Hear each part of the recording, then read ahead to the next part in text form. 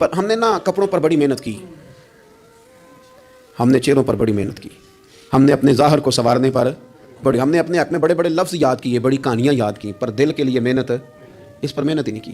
اعلیٰ حضرت فاضل بریلوی کتنے بڑے عالم ہیں، 1000 کتاب کے مصنف، اور ان کے فتاویٰ موجود ہیں کہ جس بندے کا تلفظ ٹھیک نہ ہو، یعنی جو ضروری قواعد ہیں وہ قرآن پاک کے جس کو نہ آتے ہوں اس کے پیچھے نماز نہیں، جو ہا اور ہا میں فرق نہیں کر سکتا، حمزہ اور عین میں فرق نہیں کر سکتا، وہ الفاظ کا معنی بگاڑ دے گا۔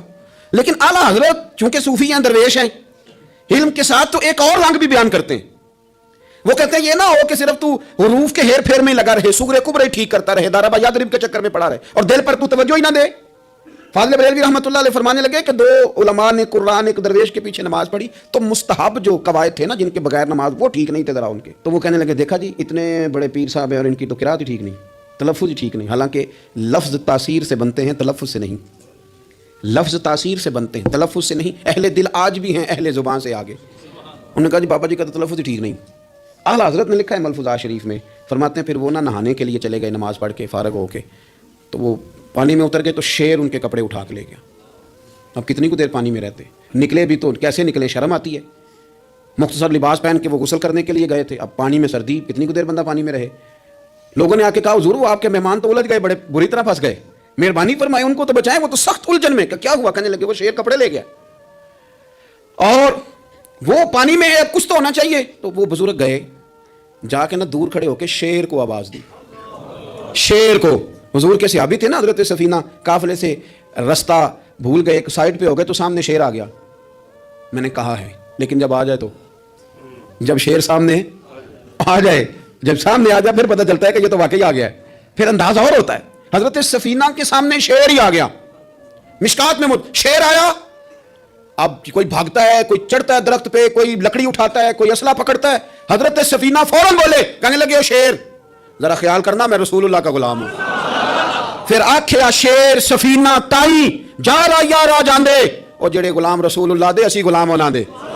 شیر دو میں لاتا رستہ چھوڑ گیا، اور بابا جی بھی گئے۔ فاضل بریلوی کہتے ہیں شیر کو آواز دی، شیر دوڑا آیا، آگے کہنے لگے وہ ہمارے مہمانوں کے کپڑے لے گیا، تجھے شرم نہیں آتی؟ تو شیر کپڑے اٹھا کے واپس لایا، ان علماء کو، حضرات علماء کو کپڑے پیش کیے۔ جب ان کو پیش کیے تو پیش کرتے ہی بزرگ پھر فرمانے لگے، کہنے لگے مولانا تم نے لفظ سیدھے کیے ہیں، میں نے دل سیدھا کیا ہوا ہے۔ تم نے محنت کر کے نا لفظ ٹھیک کیے ہیں لیکن میں نے دل ٹھیک کیا ہے۔ دل پاک ہوئے تے پاک ہی ملتا ہے، تے بنا پاکوں پاک نہیں ملتا۔ سارے جسم دے تو ون نالوں ایک ٹکڑا تو لے دل دا۔ حضرت سلطان باؤ رحمۃ اللہ علیہ فرمانے لگے دل کالے نالوں منہ کالا چنگا، دل کالے نالوں منہ کالا چنگا جے کوئی رمز پچھانے۔ اگر کسی کو بات کی سمجھ آئے تو دل نہیں سیاہ ہونا چاہیے، منہ ہو بھی جائے تو کام چل جاتا ہے۔ تو اپنے دل کی صفائی پر دیکھیں میرے نبی پاک علیہ وسلم نے ارشاد فرمایا کہ رب نہ تمہارے مال دیکھتا ہے نہ چہرے دیکھتا ہے، رب تو تمہارا دل دیکھتا ہے۔ اور امام غزالی حدیث لائے ہیں، حضرت عمر فاروق رضی اللہ تعالیٰ عنہ فرماتے ہیں کسی نے حضور صلی اللہ علیہ وسلم سے پوچھا کہ رب آسمانوں میں کہ زمینوں میں؟ جلوے تیری ذات کے کو بکو ہیں، جدھر دیکھتا ہوں ادھر تو ہی تو ہے۔ اللہ زمینوں میں کہ آسمانوں میں؟ تو حضور فرمانے لگے رب تو بندہ مومن کے دل میں رہتا ہے، اللہ تو مومن کے دل میں ہے۔ مومن کے دل میں کتنا بڑا ہے وہ دل جس میں رب ہے، رب کی یاد ہے، رب کی محبت ہے۔ اس لیے حضرت عمر فرمایا کرتے تھے میں نے دل کی آنکھوں سے اپنے مالک کی زیارت کی ہے۔ اور اقبال نے شاید اسی لیے مشورہ دیا تھا کہ دل بینا بھی کر خدا سے طلب، آنکھ کا نور دل کا نور نہیں، اللہ سے آنکھوں والا دل مانگ، اندھا نہ ہو جائے کئی طرح دل، دل بینا بھی کر خدا سے طلب، آنکھ کا نور دل کا نور نہیں۔ عزیز بھائی اللہ کے جلوے، لیکن ایک بات ذہن میں رکھنا،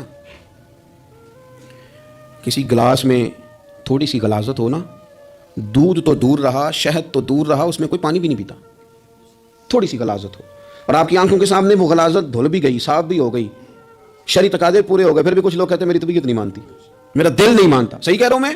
اور بھائی اتنی سی غلاظت گلاس میں تھی اور سادہ پانی نلکے کا، تو اس میں پینا پسند نہیں کرتا۔ اور اگر دل غلاظت سے بھرا ہو تو رب کی محبت وہاں آئے گی، خدا اپنا قرب وہاں رکھے گا۔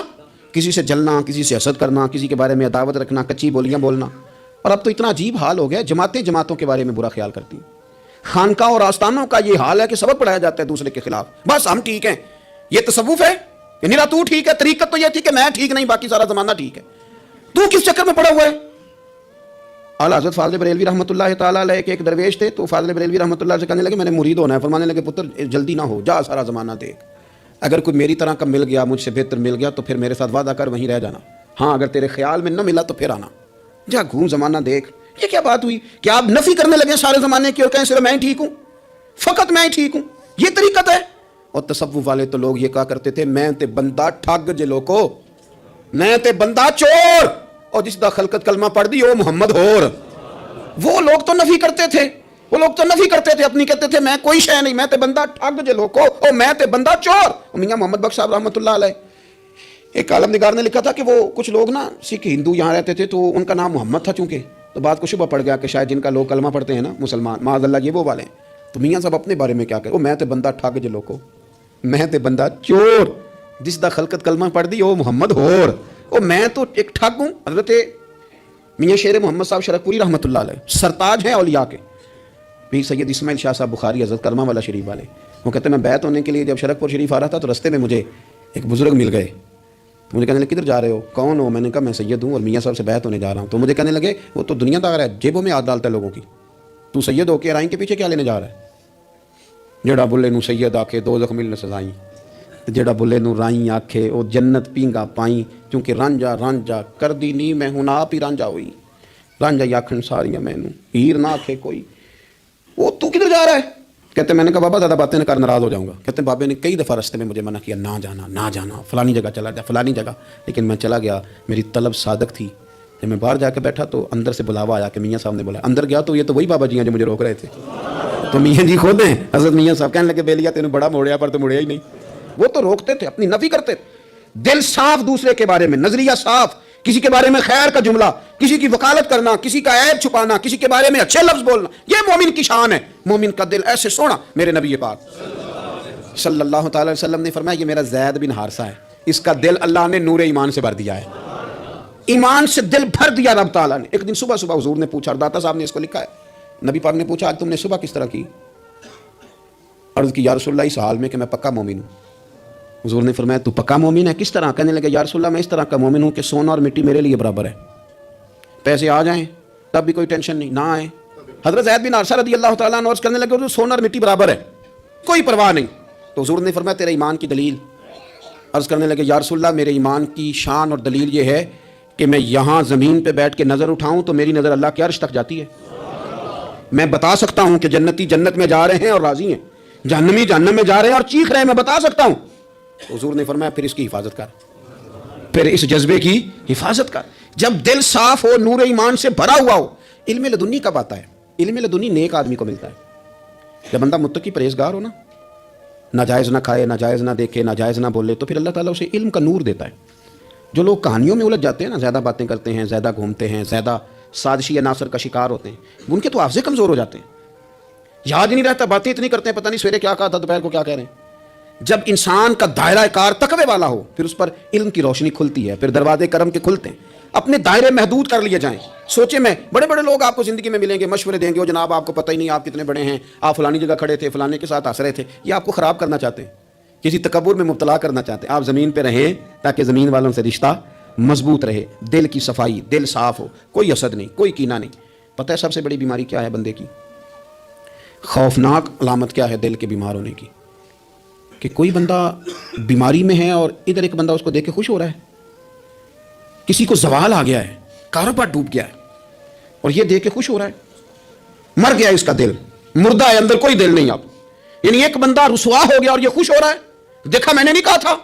جب کوئی کسی کی رسوائی، کمزوری اور کسی کے زوال پر راضی ہونے لگے تو پھر سمجھ لیں کہ اس کا حال اتنا برا ہو گیا ہے کہ اب یہ اخلاقی طور پر مردہ زندگی گزار. ہمارا اب یہ حال ہے کہ ہم لوگوں کے دکھوں پر ہنسنے لگے. ہم کسی کے ہاں کوئی شخص تکلیف میں آتا ہے تو ہم اس کو کہکھوں میں اڑاتے ہیں. یارو زندہ قومیں یہ کام نہیں کرتی، زندہ قومیں یہ کام نہیں کرتی. میرے نبی پاک صلی اللہ علیہ وسلم نے فتح کے موقع پر بھی گردن کو جھکا کے بتایا کہ جب رب عروج دے تو پھر اللہ کی بارگاہ میں جھک جایا کرو. کسی شخص کے پتہ ہے ایک حدیث سنو، یہ مسلم شریف میں موجود ہے. حضور نے فرمایا ایک بندہ گناہ کرتا تھا، پھر اس نے توبہ کر لی. اگر کسی نے دوبارہ اسے وہ گناہ یاد کرایا کہ تو یوں ہوتا تھا، اگر کسی نے اسے دوبارہ گناہ یاد کرایا تو یاد کرانے والے کو اللہ سزا کے طور پر مرنے سے پہلے پہلے اس گناہ میں مبتلا کر دے گا. خفیہ تدبیر آئے گی اللہ. جس کو اللہ نے معاف کر دیا، زمین آسمان بھول گئے، فرشتوں کے دفتر سے اس کا گناہ محو کر دیا گیا، تو نے کیوں یاد رکھا؟ لیکن ہمارے دل اس طرح کے ہیں، خیر کی خبریں نہیں دیتے. ہم خیر کی خبر نہیں دیتے، مثبت بات نہیں کرتے، ہمارے رویے دوسروں کے بارے میں سخت ہیں. یعنی بہو سے داماد سے اختلاف ہو گیا، پھر اس نے معافی مانگ لی، پھر ہم نے معاف کر دیا، پھر 1 سال کے بعد دوبارہ لڑائی ہوئی تو پچھلی بات دوبارہ یاد کرنی چاہیے تھی، اس کی تو معافی دے دی تھی آپ نے، لیکن آپ نے پھر یاد کر لی وہ بات. اس کا مطلب ہے آپ نے صلح کی تھی، دل صاف نہیں کیا تھا. دل جب آپ صاف کر لیں تو پھر معاملہ ختم ہو گیا. پھر آپ پھر نکال پھینک کے ساری چیزیں. اور مٹی میرے لیے برابر ہے، پیسے آ جائیں تب بھی کوئی ٹینشن نہیں، نہ آئے. حضرت زید بن حارثہ رضی اللہ تعالیٰ عنہ عرض کرنے لگے سونا اور مٹی برابر ہے، کوئی پرواہ نہیں. تو حضور نے فرمایا تیرے ایمان کی دلیل. عرض کرنے لگے یا رسول اللہ میرے ایمان کی شان اور دلیل یہ ہے کہ میں یہاں زمین پہ بیٹھ کے نظر اٹھاؤں تو میری نظر اللہ کے عرش تک جاتی ہے. میں بتا سکتا ہوں کہ جنتی جنت میں جا رہے ہیں اور راضی ہیں، جہنمی جہنم میں جا رہے ہیں اور چیخ رہے ہیں، میں بتا سکتا ہوں. تو حضور نے فرمایا پھر اس کی حفاظت کر، پھر اس جذبے کی حفاظت کر. جب دل صاف ہو، نور ایمان سے بھرا ہوا ہو، علم لدنی کب آتا ہے؟ علم لدنی نیک آدمی کو ملتا ہے جب بندہ متقی پرہیزگار ہو نا، ناجائز نہ کھائے، ناجائز نہ دیکھے، ناجائز نہ بولے، تو پھر اللہ تعالیٰ اسے علم کا نور دیتا ہے. جو لوگ کہانیوں میں الجھ جاتے ہیں نا، زیادہ باتیں کرتے ہیں، زیادہ گھومتے ہیں، زیادہ سازشی عناصر کا شکار ہوتے ہیں، ان کے تو حافظے کمزور ہو جاتے ہیں، یاد ہی نہیں رہتا، باتیں اتنی کرتے ہیں پتہ نہیں سویرے کیا کہا تھا، دوپہر کو کیا کہہ رہے ہیں. جب انسان کا دائرہ کار تقوی والا ہو پھر اس پر علم کی روشنی کھلتی ہے، پھر دروازے کرم کے کھلتے ہیں. اپنے دائرے محدود کر لیے جائیں. سوچیں میں بڑے بڑے لوگ آپ کو زندگی میں ملیں گے، مشورے دیں گے، وہ جناب آپ کو پتہ ہی نہیں آپ کتنے بڑے ہیں، آپ فلانی جگہ کھڑے تھے، فلانے کے ساتھ ہنس رہے تھے. یہ آپ کو خراب کرنا چاہتے ہیں، کسی تکبر میں مبتلا کرنا چاہتے ہیں. آپ زمین پہ رہیں تاکہ زمین والوں سے رشتہ مضبوط رہے، دل کی صفائی، دل صاف ہو، کوئی حسد نہیں، کوئی کینہ نہیں. پتہ ہے سب سے بڑی بیماری کیا ہے بندے کی؟ خوفناک علامت کیا ہے دل کے بیمار ہونے کی؟ کہ کوئی بندہ بیماری میں ہے اور ادھر ایک بندہ اس کو دیکھ کے خوش ہو رہا ہے. کسی کو زوال آ گیا ہے، کاروبار ڈوب گیا ہے اور یہ دیکھ کے خوش ہو رہا ہے. مر گیا اس کا دل، مردہ ہے، اندر کوئی دل نہیں. اب یعنی ایک بندہ رسوا ہو گیا اور یہ خوش ہو رہا ہے، دیکھا میں نے نہیں کہا تھا. جب کوئی کسی کی رسوائی، کمزوری اور کسی کے زوال پر راضی ہونے لگے تو پھر سمجھ لیں کہ اس کا حال اتنا برا ہو گیا ہے کہ اب یہ اخلاقی طور پر مردہ زندگی گزار. ہمارا اب یہ حال ہے کہ ہم لوگوں کے دکھوں پر ہنسنے لگے. ہم کسی کے ہاں کوئی شخص تکلیف میں آتا ہے تو ہم اس کو کہکھوں میں اڑاتے ہیں. یارو زندہ قومیں یہ کام نہیں کرتی، زندہ قومیں یہ کام نہیں کرتی. میرے نبی پاک صلی اللہ علیہ وسلم نے فتح کے موقع پر بھی گردن کو جھکا کے بتایا کہ جب رب عروج دے تو پھر اللہ کی بارگاہ میں جھک جایا کرو.